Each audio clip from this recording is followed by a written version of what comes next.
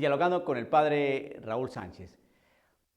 Bien, queridos amigos y hermanos, voy a tocar un tema que para mí siempre ha sido un poco complicado tratar.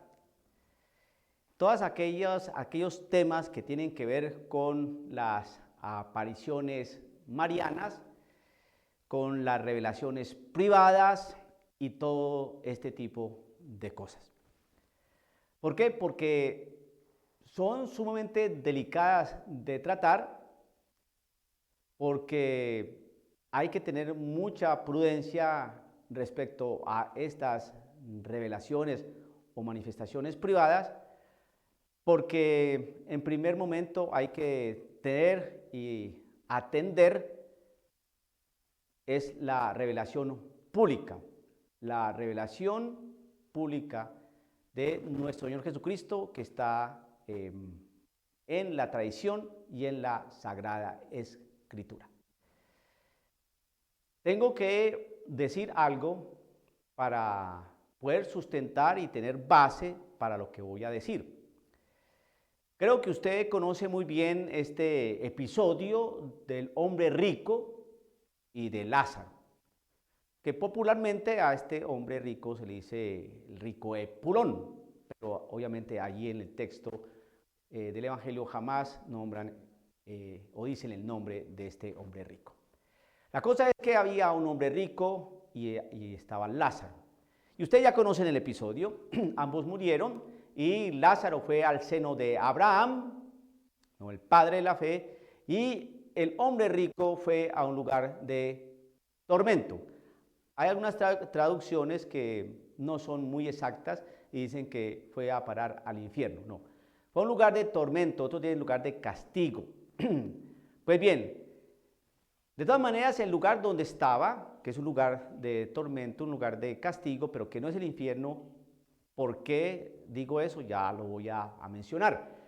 De todas maneras, este hombre tuvo un diálogo con el padre Abraham. Padre Abraham, dile a Lázaro que moje la punta de su dedo para que venga y me refresque la lengua, porque aquí hace un calor espantoso, ¿no? Y además dice, envía, tengo unos hermanos en la tierra, envía, aunque sea un muerto, porque así van a creer, si les avisas. Entonces, el padre Abraham, el padre de la fe, dijo, ahí tienen a Moisés y a los profetas. ¿Qué significa eso en Moisés y los profetas? Bueno, Moisés es la ley del Señor y los profetas la palabra del Señor. Entonces, ponga ley, sumen ley, más profetismo y usted tiene la Sagrada Escritura.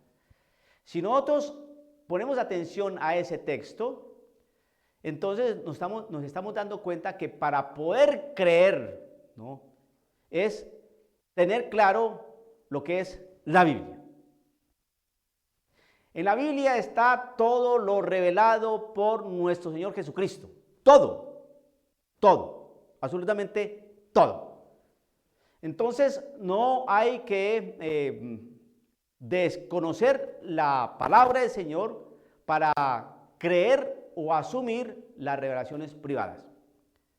En primer momento, las revelaciones privadas, apariciones, revelaciones, manifestaciones privadas, se respetan, ¿no?, se escuchan, se disciernen, ¿no?, a la luz del Evangelio, a la luz del magisterio de la Iglesia Católica, y en virtud de eso es que la Iglesia ha venido aprobando y ha aprobado algunas revelaciones o apariciones marianas.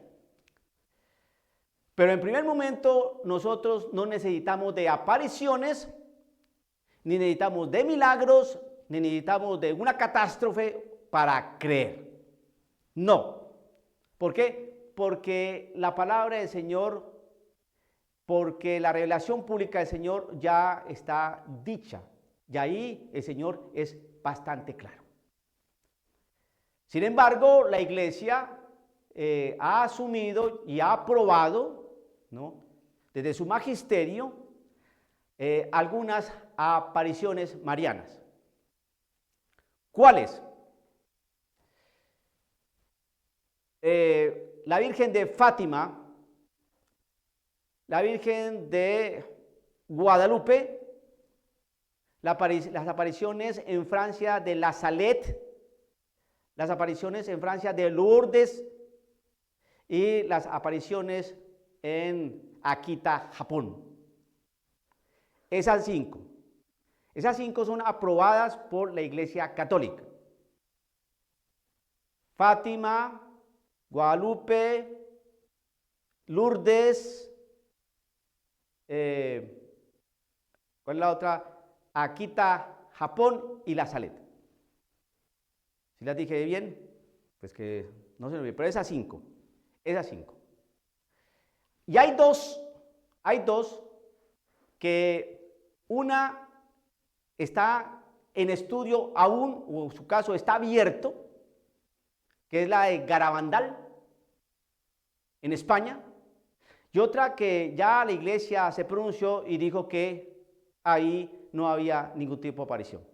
Se tiene ese lugar como un lugar de peregrinación, de un lugar donde la gente puede ir a rezar, ni más faltaba, pero que la iglesia ha desestimado, ¿no?, que haya apariciones en Medjugorje. Entonces, por lo tanto, ni Garabandal ni Medjugorje han sido aprobadas por la Iglesia Católica. No obstante, Garabandal está en caso abierto, no se ha cerrado, y esta Medjugorje sí se cerró el caso. La cosa es la siguiente, que esto es donde yo quiero hacer especial énfasis, porque son temas delicados, porque la gente a veces le gusta mucho el espectáculo, le gusta mucho la aparición, el fenómeno, ¿no?, como tal, pero ese tipo de cosas a veces la hacen descuidar lo que verdaderamente entraña el valor para la conversión, que es la Sagrada Escritura, la tradición. Sin embargo, como la iglesia ha aprobado estas apariciones, entonces está Guadalupe en su orden ¿de qué? De antigüedad, Guadalupe, Fátima, La Salette, Lourdes y Akita, Japón. Estas son aprobadas. ¿A dónde voy yo? Que a mí, como son aprobadas por la Iglesia Católica,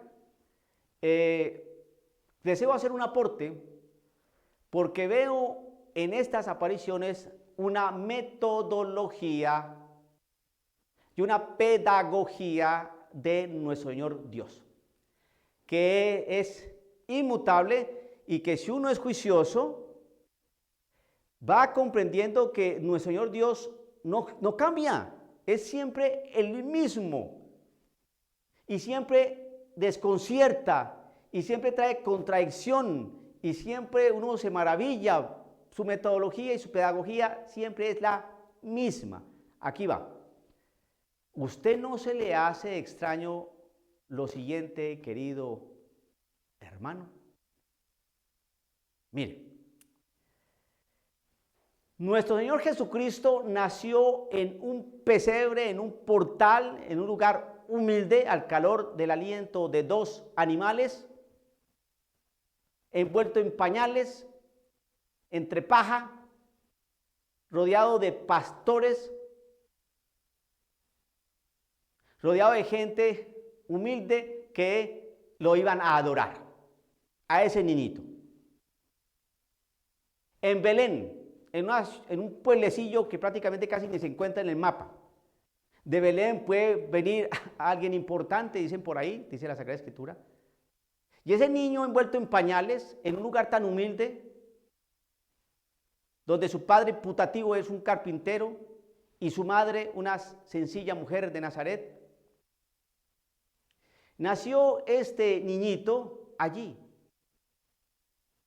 Nadie les quería dar posada, no encontraron lugar para hospedarse y tocó pasar la noche, pernoctar en un lugar de estos tan simple, tan sencillo. Y desde ahí, en ese niño, en un pesebre de pañales, al calor del aliento de dos animales, bien, allí nació el Redentor del mundo, el Salvador, el Rey de Reyes y Señor de Señores. Allí. Eso desconcierta a cualquiera. No nació en un palacio, no nació en un castillo, no nació en una casa enorme, llena de esplendor, de comodidad y lujo. No. Pues sigue nuestro Señor Dios desconcertando a la sabiduría, ¿no? Al intelecto, a la sapiencia humana. La sigue desconcertando. Él mismo en su palabra lo dice, en una oración que hace nuestro Señor Jesucristo. Gracias te doy, Señor, porque le has ocultado estas cosas a los sabios y entendidos de este mundo y se las has revelado a los pequeños. Nosotros todavía buscamos el esplendor, el milagro, la cuestión, el castigo, donde hoy que se apareció en un árbol, que se apareció en una tortilla, que se apareció en la casa de mi tía Inés. Y el esplendor nos maravilla, y el fenómeno nos maravilla, y lo extraordinario nos maravilla. El estilo Hollywood nos maravilla. Pero no es por ahí la cosa, hermanos. Pongan atención que esto es un signo que no he leído, puede que exista en los escritos de las revelaciones marianas y todas estas profecías, puede que exista, pero yo no lo he leído, y este es el aporte que quiero hacer. Puede que exista, vuelvo a repetir, puede que yo esté equivocado, pero no lo he leído hasta el momento. Que como el Señor Dios no cambia de pedagogía ni metodología, el Señor siempre se manifiesta en lo humilde.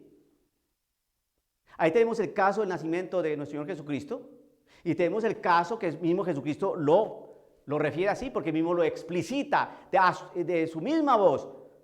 Le da gracias al Señor porque el Señor le ha escondido esas cosas del reino de los cielos a los sabios y entendidos del mundo, a los inteligentísimos, y se le ha revelado a los pequeños.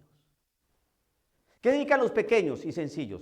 ¿Los que no tienen estudio? ¿Los brutos? ¿Los que no han pasado por escuela? No, hermano. Hay gente muy inteligente, muy sabia, que es verdaderamente humilde.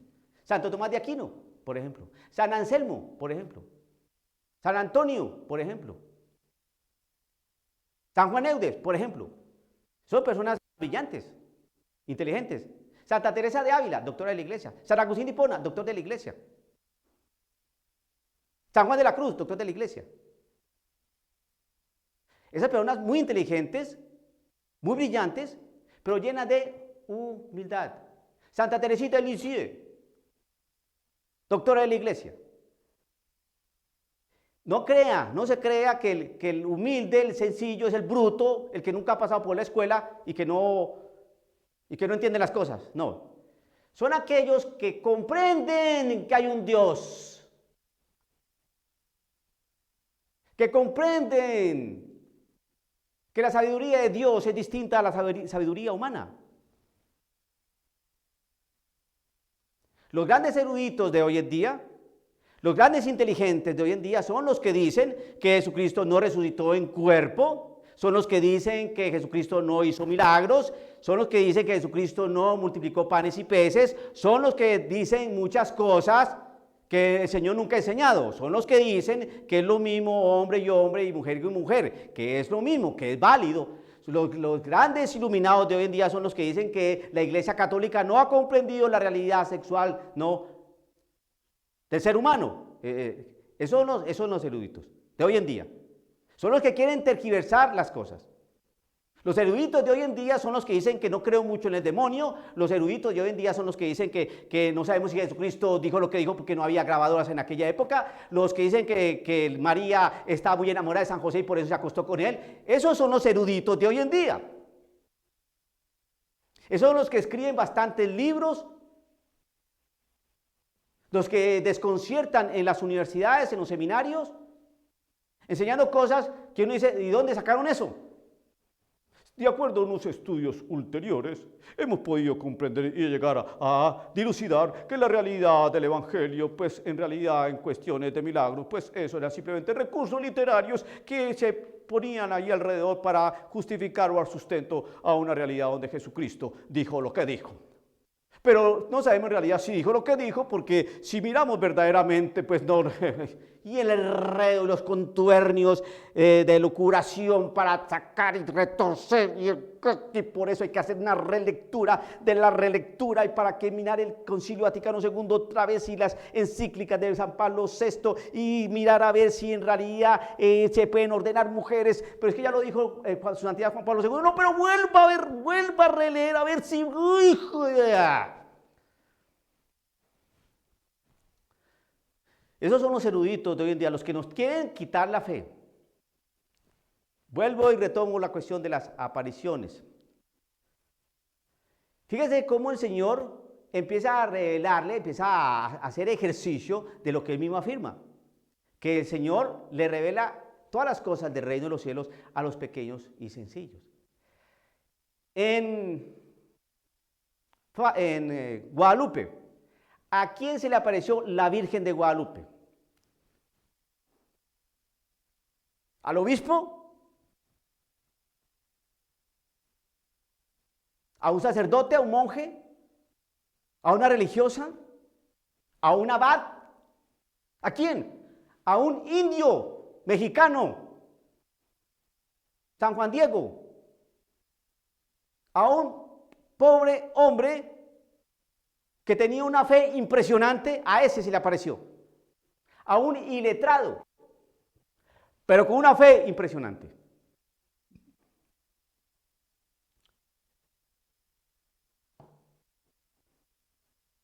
La Salet, ¿a quién se le apareció?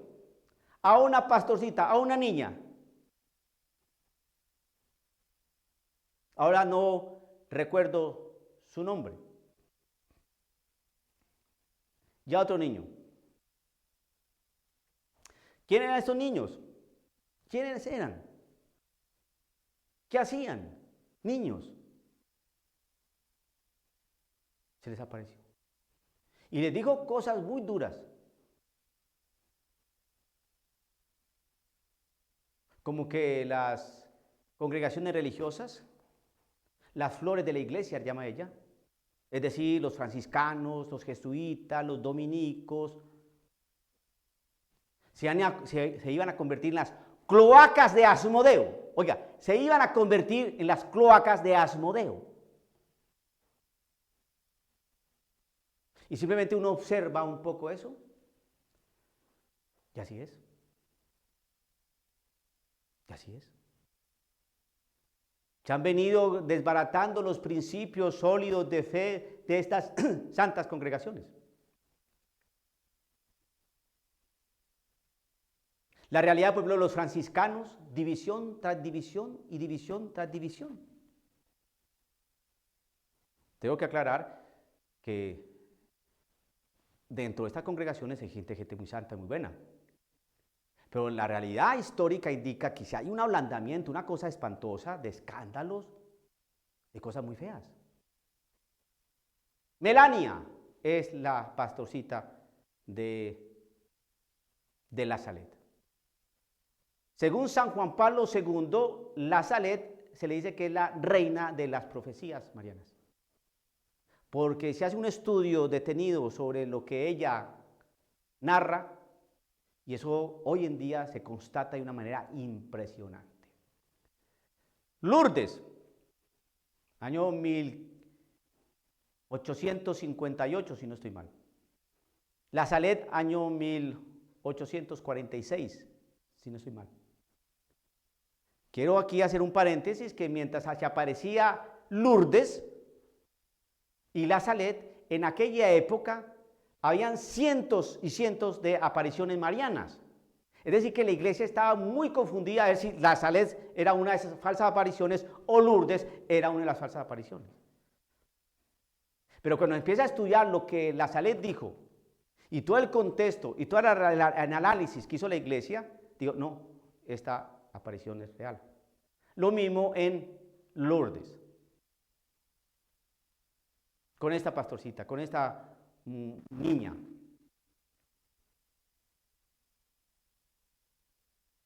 Gente del campo, gente humilde, pero de una gran piedad y de una gran fe. Aparece Fátima, año 1917, con estos tres pastorcitos. Estaban más próximos a nosotros, siglo pasado, siglo XX, plena Primera Guerra Mundial, la realidad del comunismo impresionante, una cosa bien compleja. En 1918, la gran revolución rusa en la ex Unión Soviética, Lenin, el proletariado, la muerte de los zares rusos, una cosa espantosa. Y se apareció a estos pequeños.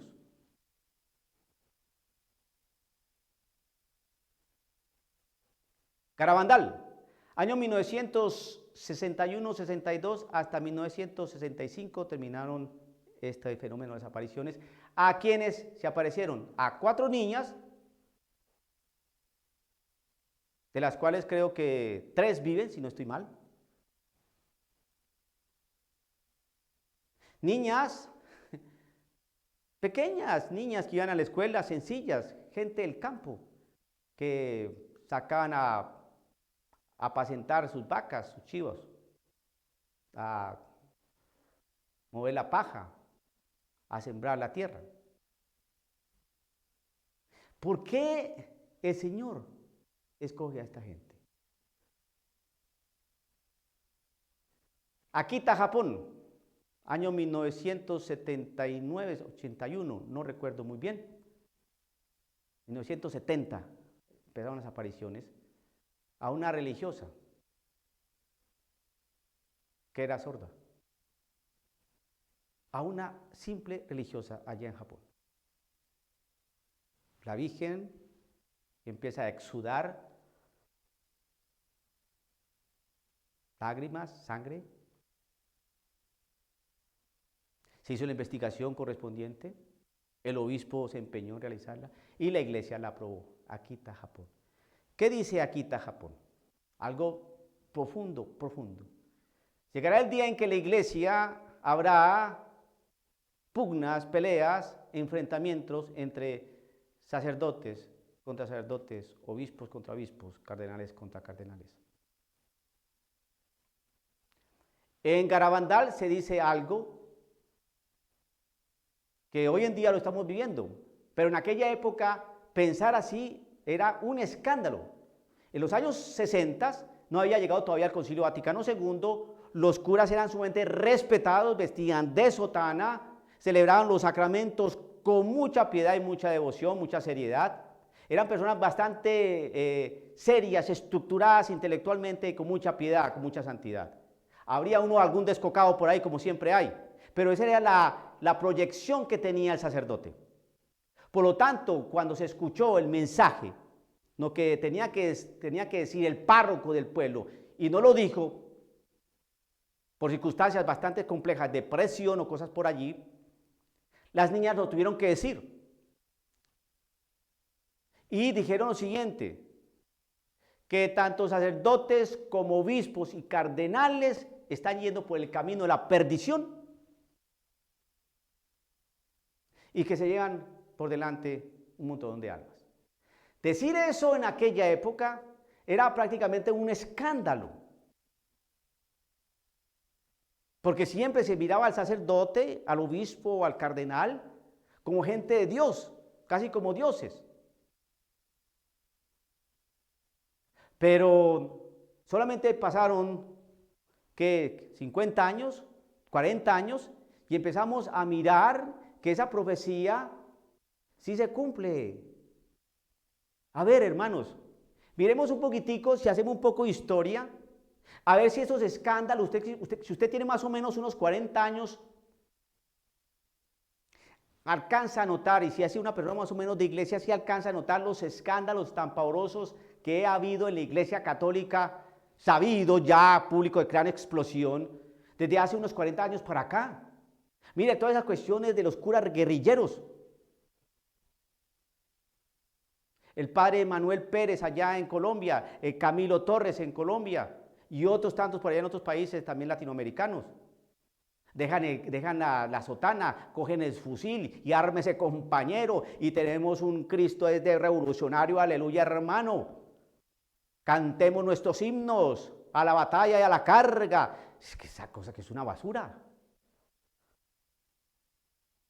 Empezaron a adoctrinar al pueblo con un evangelio que no es.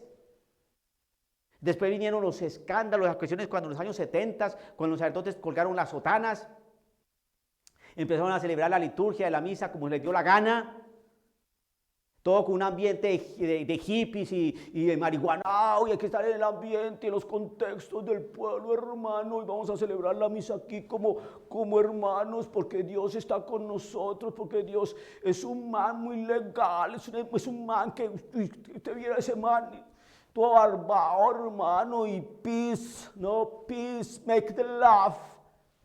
Sí, todo chévere, hermano.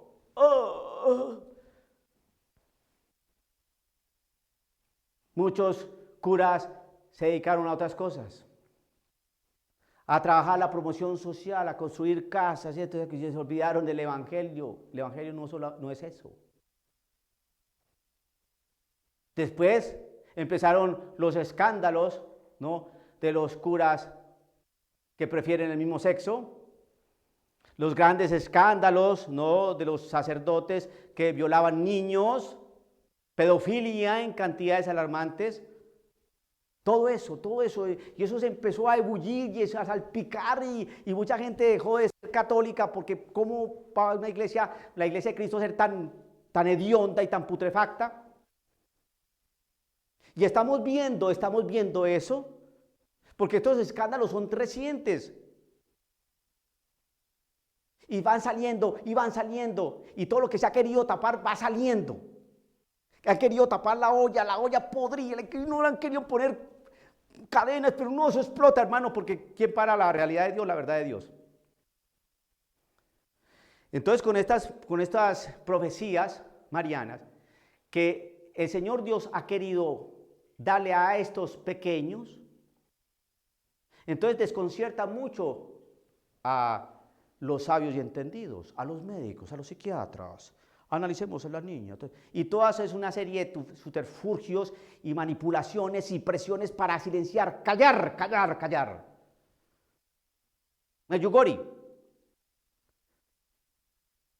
La iglesia considera que allá no hubo apariciones, que puede tenerse como un sitio de piedad, se puede tener como un sitio de peregrinación, si allá la gente se acerca a la fe, pues bien. Y entonces uno le pregunta, oiga hermano, si no ha habido apariciones marianas, ¿qué es lo que la gente llega allá y se convierte? No hay apariciones marianas, porque la iglesia en Medjugorje, Yugoslavia, no hay apariciones marianas, no. Pero la gente puede venir aquí a rezar, a hacer sus rosarios, a peregrinar, si quiere, sus vacaciones. ¿Sí? No fregues. La gente se convierte allá y la gente tiene siempre una experiencia radical con la Santísima Virgen allá. No, pero no apareció, pero la tienen. Y si la Virgen no apareció, entonces la gente, ¿por qué se convierte? No, resulta que es una cuestión de ¿cómo se llama? De cuestión colectiva. De cociente colectivo, de una situación psicológica, ¿no?, que afecta ahí, es una serie de tonterías, hermanos. No, el Señor Jesucristo sigue desconcertando a través de los pequeños y sencillos. Y los sabios y entendidos no quieren aceptar eso. Que le digan a un obispo, un sacerdote, un cardenal, las personas tan importantísimas, caray, tan importantísimas en toda la jerarquía del clero, que digan que es una partida de sinvergüenzas. Pues muchos sí, y muchos hemos caído en situaciones muy complejas. Y tenemos que sacudirnos de allí y reconocer nuestro pecado para no estar en ese lodo y en ese pantano que va a hacer que las personas se resbalen, igualmente naden y se ensucien con tanta porquería que hay allí. La iglesia necesita purificación y estas cosas que usted ve, que se descubren escándalos, que el cardenal tal fue descubierto no sé qué cosa, que el otro cardenal tapó allí y eso se descubrió, que el sacerdote que tenía tal amante hizo esto y le descubrió su amante que era otro cura, y todo eso es purificación de la iglesia. se está purificando la iglesia. Y eso duele y se están llevando por delante a los laicos. ¿Cuántas cosas uno no ha hecho que se ha llevado por delante a los laicos? Tenemos que purificarnos en la confesión, en el sacramento de la reconciliación, hacer penitencia, actos de reparación, profunda oración, llorar nuestro pecado, agarrar el evangelio, agarrar la doctrina de la Iglesia Católica, sostenerse en Cristo Jesús, abrazarse al madero de la cruz, poner todo esto a los pies de Cristo Jesús, pidiendo la intercesión de la Santísima Virgen María, pidiendo la intercesión de los ángeles custodios, la intercesión de San Miguel Arcángel, porque esto es una batalla impresionante. Si usted no quiere darse cuenta, es porque usted no quiere ver ni le preocupa su vida eterna. Estoy hablando de su vida eterna, no estoy hablando de la condenación eterna. Es que su vida eterna puede ser condenada o puede ser salvada. ¿No en los acontecimientos? Pues yo sí me puse a observar, oiga, qué curioso que la Sagrada Escritura nos enseña una cosa. Que primero que todo hay que poner atención a la Sagrada Escritura. Ahí tienen a Moisés y a los profetas, 1. 2, que la Sagrada Escritura nos enseña que Jesucristo le revela las cosas a los pequeños y sencillos, no a los sabios entendidos de este mundo. 2, que el Señor no ha cambiado de pedagogía porque desde un principio ha escogido siempre la humildad, lo sencillo, lo elemental. Desde el mismo Cristo que cuando nació, a estas revelaciones y apariciones marianas.